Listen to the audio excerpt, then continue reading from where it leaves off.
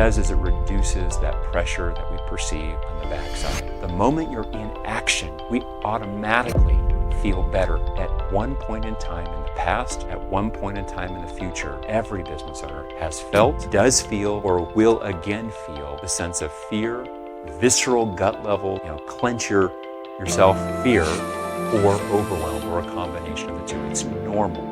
Maui Mastermind presents the Business Coach Podcast, answering your questions and providing real actionable insights for building a better, stronger, more profitable business without sacrificing your time, life, or freedom anymore.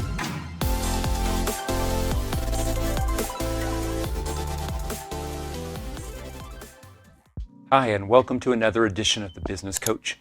I'm your host, David Finkel, and I want to welcome you. We're going to do something very special today. I want to have an honest, direct conversation with you in today's episode about a subject that most business owners run away from, no pun intended, fear. Fear and overwhelm specifically. And I wanted to share a story with you with where this came from. So recently, a short while ago, we held one of our quarterly advanced workshops for business owners and their key staff members. It was on sales mastery. And at this event, we were hosting it in Salt Lake City. We scatter them each quarter, a different area of the country. But at this particular event, as we were talking about it, on the second day of the event, we did a special lunchtime working session where we did something called a hot seat session. Now, a hot seat session is where we take our clients and we put them in a room with our coaching staff. And each client who has a burning question, a serious challenge they're dealing with in their business lives, or a juicy business opportunity, can put that challenge or opportunity on the hot seat. And then our coaching staff and the room as well of all these other talented business leaders brainstorm for 3 to 4 minutes as many different ideas to seize the opportunity or to deal with effectively, overcome the challenge. And at this particular lunchtime, one of our clients there, really fantastically nice woman, who started up a business years ago. It was a restaurant. And various businesses are easier or harder depending, but restaurants tend to be a little bit tougher. And when they're well established and they have a really good niche in a community, they can be fantastically profitable. I live in a community in Jackson Hole where there's a restaurant group that has 7 or 8 restaurants that they own that are incredibly profitable for those. But starting a new restaurant and getting a foothold is tough. And even taking an existing restaurant, and this particular business owner, the restaurant was working well, but there really wasn't much room to scale it unless she wanted to go to another location. And so she asked a different question. She was wondering for herself, she had gone through about how could she take her existing infrastructure, which for her was this incredibly expensive commercial kitchen that had cost hundreds of thousands of dollars to build out originally for her restaurant. And how could she take that location and her reputation and leverage that into catering type of business, whether that be for business or corporate functions or for private events. And so as she launched this business, she had this successful ongoing business, but it kind of had reached a threshold and she wanted to grow the other. And she shared on the hot seat about her challenges and her struggles. And what's interesting is when we're open as a business owner and we share what's going on with the right community of people, the right peer group, that sometimes the answers are there all along. And sometimes the answers are in other people's questions and the answers they received. I'm going to share with you an email that I got from a different client about that very same hot seat. This client's name is Sean. He's been a client now for, I want to say, going on 7 or 8 years. He owns a service-based business. I'll call it a blue-collar service-based business, very different than a restaurant. But something about that touched him, and here's what he shared. And I'm going to circle it back into what I hope to be a very honest conversation about fear, about overwhelm, and I'll share with you some things that I don't think I've ever shared in this format before, about how I personally had to struggle with those things and what I've learned about that and what I'm learning each day about that. So we talked about there at the event. He says, I was at the back of the room, vexed by several issues that were tormenting me for a long time in my company. I just couldn't figure it out. Patty, one of the business coaches, walked by casually and said, "What are you working on?" I handed her my list, and within 30 seconds, she gave me several proven solutions for each of my overwhelming, listen to that word, overwhelming dilemmas. Then he goes on, seeing the restaurant owner confess her struggles, loneliness, fear, resonated so strong with me I couldn't even speak. Tears welled up more when another member of the Maui community, a caterer, got up and shared, his voice cracking. He shared about how he had been racked with that same fear and uncertainty in his own business during COVID. One by one, coaches and Maui clients shared their stories, commended her for her courage, and offered her specific solutions to these problems that had often seemed to loom so large for all of us. That's why I'm here. That's why I stay. When Sean shares that, I bring it to you because it provides a good foundation. Number one, every business owner has moments where we are terrified, moments where we feel unsure of the best way to proceed, moments when we're stuck. We know what to do, but doing it feels overwhelming or intimidating, or it's like it's kicking our butt. And I get it.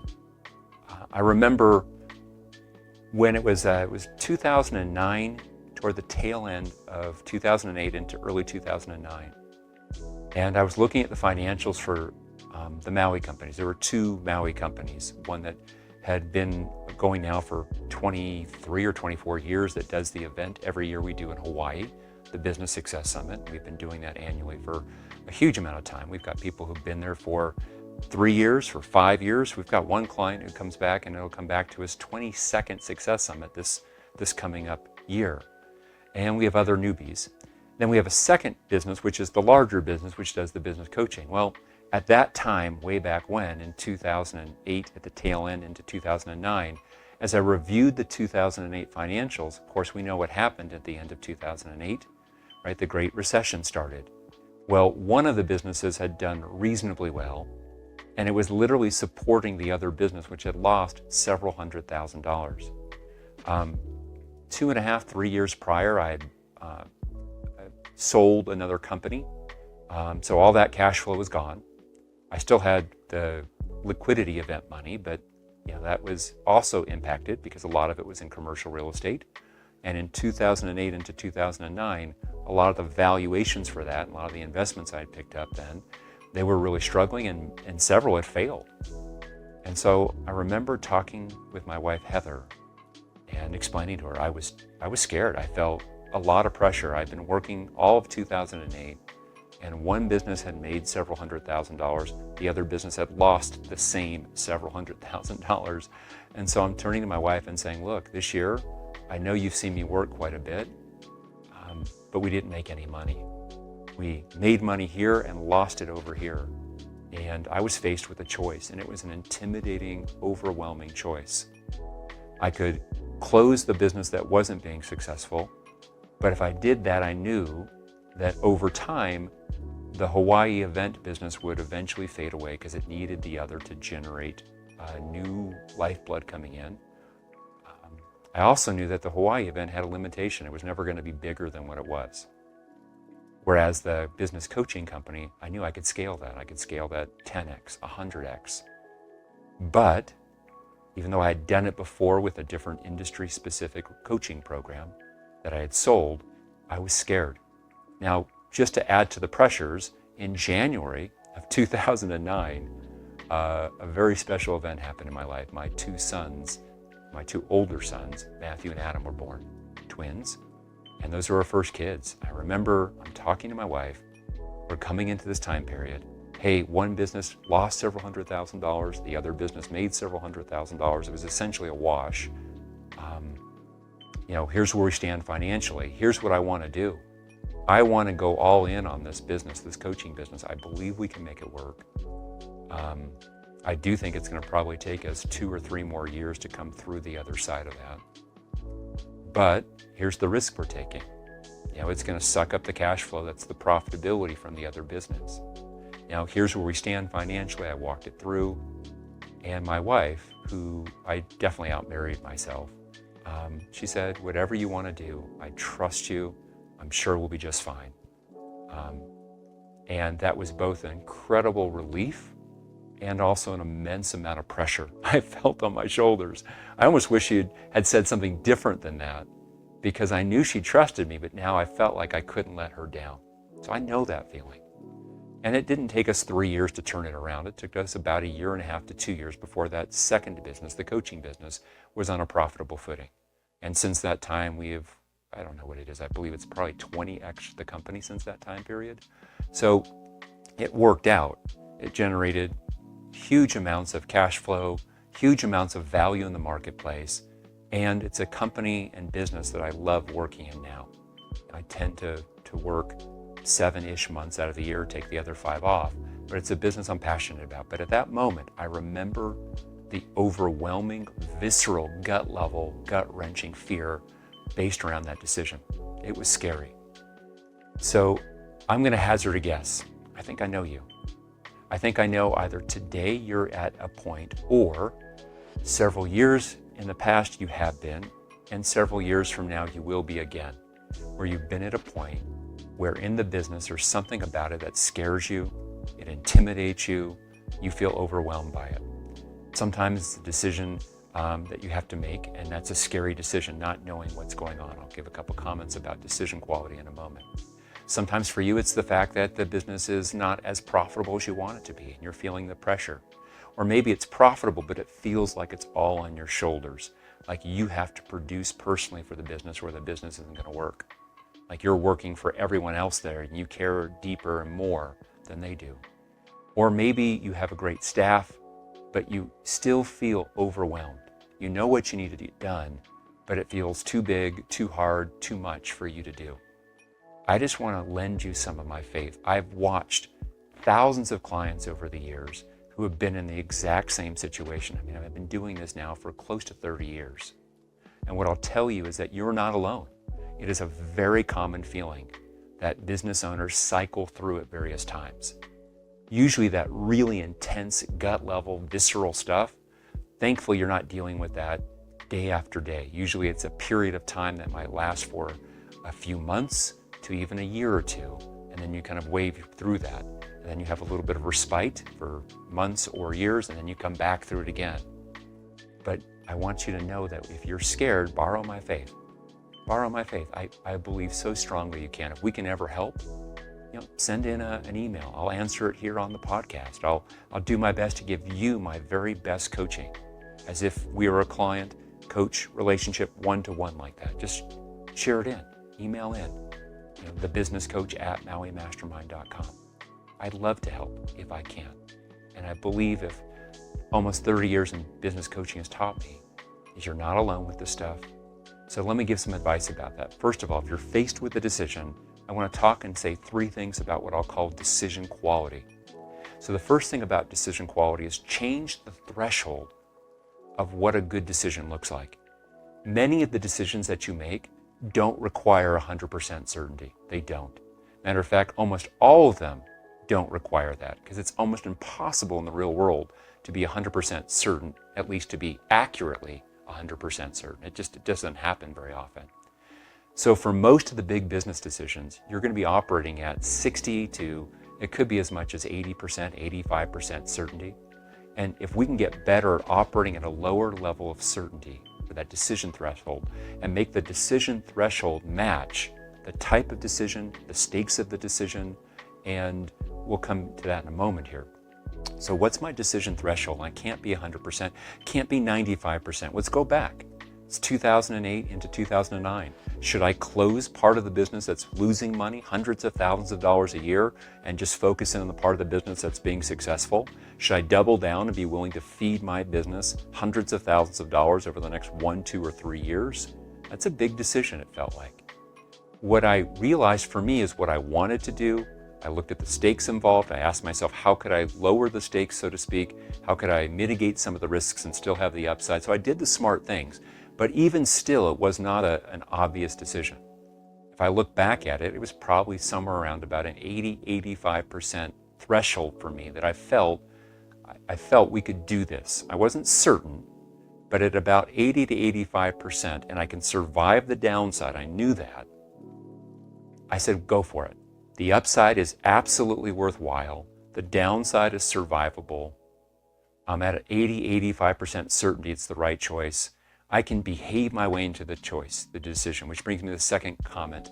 If you're faced with a decision, look 4, what is the decision? Now, you probably have heard the famous type 1 decision versus type 2 decision that Amazon.com founder Jeff Bezos uses. Type 1 decisions are reversible decisions. Type 2 decisions are irreversible decisions. They're doorways you walk through and you can't go back out from. They're massive commitments versus type 1. Well, here's the cool part. In business, most of the decisions we make are type 1. They're doorways we go into that we can incrementally use and learn from what we go. For example, making a decision to hire a key person to run your operations. Well, the reality is, when I hire that person, I'm going to find out if he or she is a good hire for what I need somewhere over the course of 90 to 180 days, somewhere in 3 to 6 months. Certainly within 12 months, I should know. If I'm paying close attention along the way with that part, what that means is, let's say that the hire was a $100,000 hire, it's not a $100,000 gamble. If I can find out within 3 to 4 months this person is clearly the right choice and reaffirm the decision, that choice costs me 25% of that, or $25,000, right? So that's my risk or my stakes. Most decisions in business are incremental decisions. A new marketing test that I'm going to be doing. You might be spending $7,000 a month in ad cost and another $4,000 or $5,000 per month in staff time. So you're spending anywhere from $10,000 to $12,000 a month. That $10,000 to $12,000 a month is an incremental part. You're learning as you learn through the decision. Some of our best learning and the decisions that we make come from behaving the decision with close attention to what the decision is showing you. We call these exploration decisions, where we're using a decision to gather more information about it so I can continue to either bet more on the table for that decision or cut my losses or something in between. So the third thing I'll tell you about decision quality, and by the way, the decision to keep going forward in the business coaching side of our practice versus cutting it at that point, that would have been what I would call a type 2 door with a little bit of an option for a side door. What do I mean by that? Closing the business would have been irreversible in one respect. I would have lost the momentum from that part, but I could have restarted it at some later date, the same or a different way. Those same clients that had been with me in other businesses that I had run, my prior practice of coaching, etc., I probably could keep the relationship going in some manner so that if 12 months, 24 months, 36 months later I wanted to go, I could have come back to them, right? I could have kept writing a few books here and there and generating more people who knew what we were doing and sharing my work. So it wasn't really truly an irreversible decision. And here's an interesting corollary to that. Very few decisions are really permanently type 2 decisions where the door is irreversible.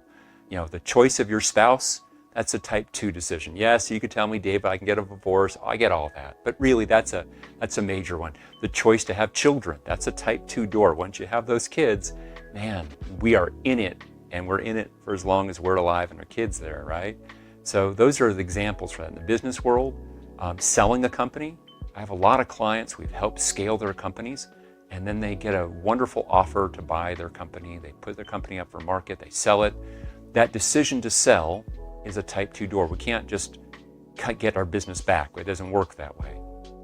Yes, I can start another business, but there's usually some non-compete provisions in the contract when I sell a company. And I'll tell you, a lot of our clients are very happy having sold, and a lot of our clients wish they never sold their company. They miss the engagement, the involvement, the cash flow, the sense of exhilaration from doing a business. So much of them was wrapped in it. It's hard to figure out if they don't have something they're going to afterwards. It's hard. So that's the second kind of piece I'll share with you. What type of decision is it you're making? Is it really reversible or irreversible with that? And the final comment I'll make, besides decision threshold and what type of decision, is I'm going to talk about your informational needs and decision speed. There's a cost to getting information about a decision, right? There's a cost of time and money and symbolic capital for relationships that I need to lean on to get information, attention. And if the decision stakes are low, I shouldn't spend a lot of energy gathering information. I should make the best decision I can with the information that's easily available. If the stakes are really high and it's not a learnable decision. It's not one I can incrementally take and learn as I go. I better do my most amount of upfront thinking about what information do I need, where can I get that information, how best to use that information to verify and confirm it, etc. But again, in business, very few decisions are that type 2 decision. Most all of them are type 1. So understanding that, what it means is in most cases, I watch clients that we coach, they err on the side of being immobilized in analysis paralysis, that they would do much better to find ways to make a quality decision faster, that decision speed impacts decision quality. And one of the best ways to do that is to ask ourselves, is this a learnable decision? Can I make the decision and use that exploration strategy just as I start behaving the decision, I learn enough that I can make better choices along the way so that I can use that to either scale up or to cut off or phase out or to park for a while the decision that I made.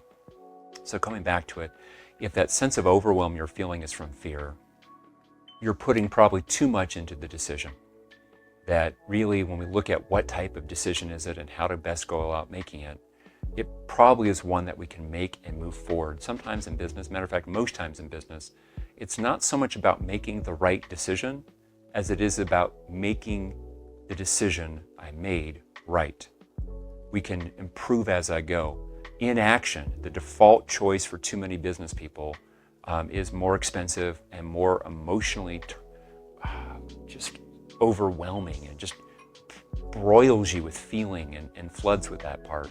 So making the decision and moving forward is oftentimes the better choice. One more side note to that, find someone you trust you can talk that through with. Have someone sharpen your thinking. Here's the decision I think I'm faced. Here's what I think is at core to the decision. Here's what I perceive the stakes to be in this decision. Here's what I think my best options are. Here's the information I think that I'm going to want to have to make this decision. Here's how I think I'm going to find that information or confirm the information. And here's the date or timeline with which I'm going to make that decision. Right? That's for the big stuff. The small stuff, you should make the decision much cleaner and faster.